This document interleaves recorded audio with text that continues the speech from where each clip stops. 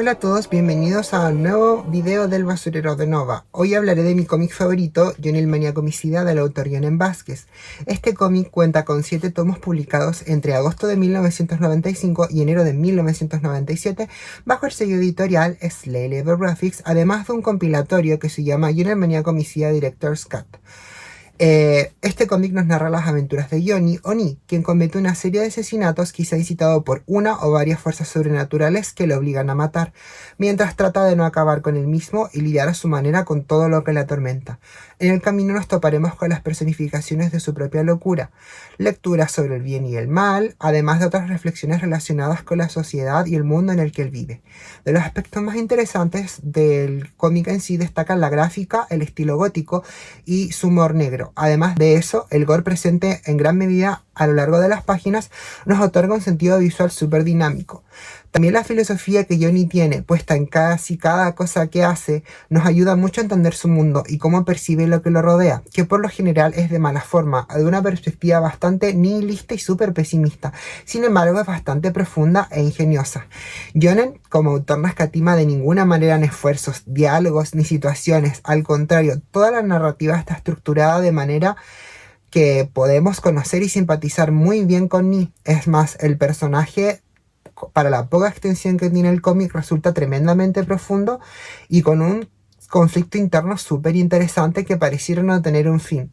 Es casi un amigo porque conocemos mucho de lo que hay en su mente y lo que siente. Junto con ellos se pasea a su gusto y en impunidad respecto a sus crímenes, por lo que podemos concentrarnos netamente en otros aspectos de su existencia. Aquí voy a hacer un inciso porque me parece un gran acierto que un cómic como este de alguna manera no sea una historia criminal donde haya un policía persiguiendo a un asesino, sino que vemos la cotidianidad de un asesino en sí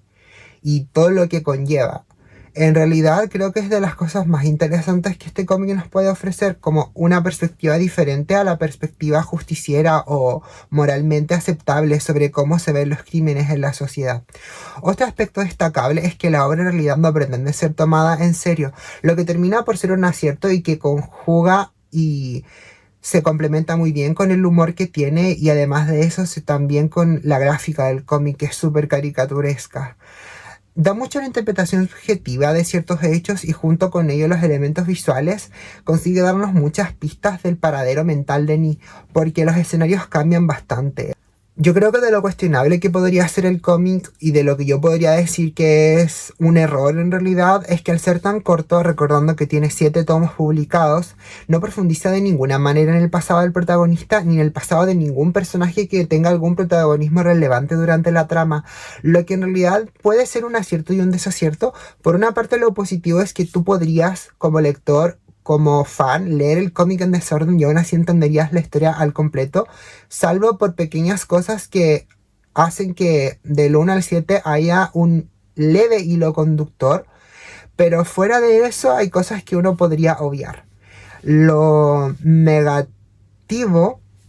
es que en realidad si buscas un cómic donde tú sepas por qué el personaje es como es y por qué los personajes son como son, este no es el cómic en este caso, porque aunque el cómic tiene 2 spin-offs que son Squee y I Feel Sick, ninguno de ellos tiene más tomos que el cómic original, por lo que al igual que en la primera obra tan solo conocemos un atisbo de vida de los personajes que fueron un poco cercanos al protagonista en su momento, siendo el caso de Todd Casil o Squee, al que también le apodan de la misma manera, quien es vecino y amigo de Johnny, y de Debbie en I Feel Sick, quien fue brevemente el interés amoroso de Johnny y que tiene el mérito de ser la única chica en enfrentarlo y poder sobrevivir a él. Creo que en esta parte es preciso que haga un video solo centrándome en los spin-offs, porque de ahí hay una historia bastante larga que comentar respecto a ellos. Quizá lo haga en un futuro, no prometo nada, pero de cualquier manera vamos a pasar al siguiente punto. Creo que otro hecho innegable que cabe destacar es que la historia se precipita en terminar debido a que, según el autor, el protagonista en la época se estaba haciendo muy popular y por respeto a su propia historia, la obra tiene un final que, aunque no es de mi gusto porque no aprendemos casi nada, es un final al fin y al cabo. Oye, estoy confundido. ¿Es un final triste o un final feliz? Es un final y basta. A pesar de la poca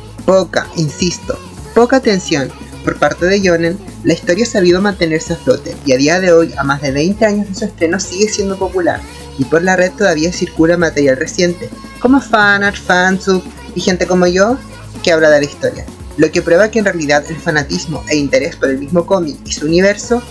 no ha dejado de crecer en el último tiempo.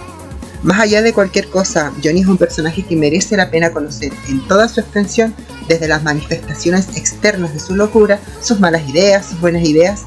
y todos aquellos personajes que incluso, aunque no teniendo relación directa en su historia, aparecen en el cómic, y les aseguro que se divertirán en su camino hacia el vacío más profundo de la mente humana. Adiós.